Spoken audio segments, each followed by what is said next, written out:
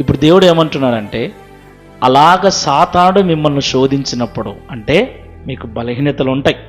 ఎందుకంటే మనము పాపము నుండి వచ్చాం, పాపములో పుట్టాం. ప్రభు అంటాడు, నరుని హృదయాలోచన బాల్యము నుండి చెడ్డోళ్ళం మనం.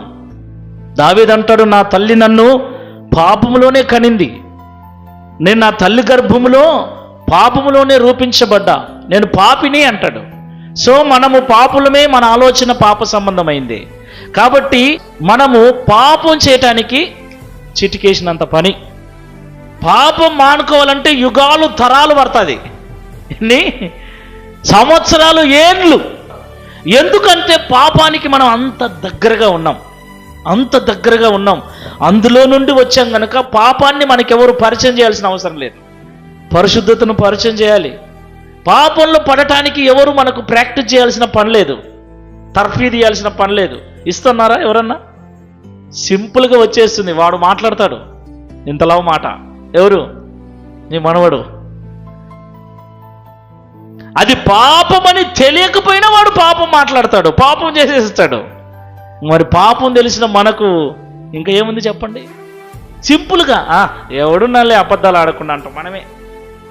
ఎవడున్నాలే మామూలే బాగా కోపం వచ్చేప్పుడు ఒక మాట మాట్లాడుతుంటాం. ఏమండి,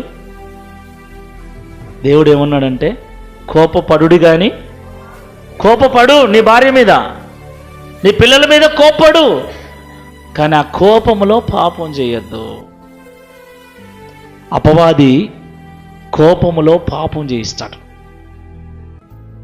ఏంటి ఆ పాపం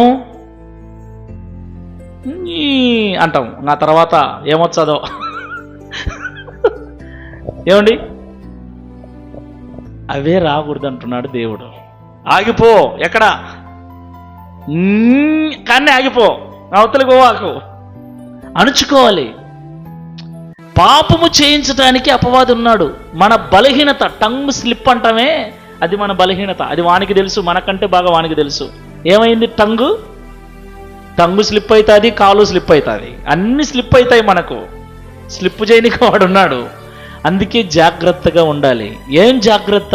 దేవుని పిల్లలమైన మనకు శోధనలు ఉన్నాయి. నేను ఏ విషయంలో బలహీనున్నో నాకు తెలుసు, నువ్వు ఏ విషయంలో బలహీనుడవో నీకు తెలుసు. ఏ విషయంలో నీ టంగు స్లిప్ అవుతుందో, నీ కాలు స్లిప్ అవుతుందో, నీ కన్ను స్లిప్ అవుతుందో నీకు తెలుసు. ఆ విషయమై దేవుని సన్నిధిలో నువ్వు ప్రార్థన చేయాలి. మీరు శోధనలో ప్రవేశింపకుండునట్లు మెలకువగా ఉండి ప్రార్థన చేయండి.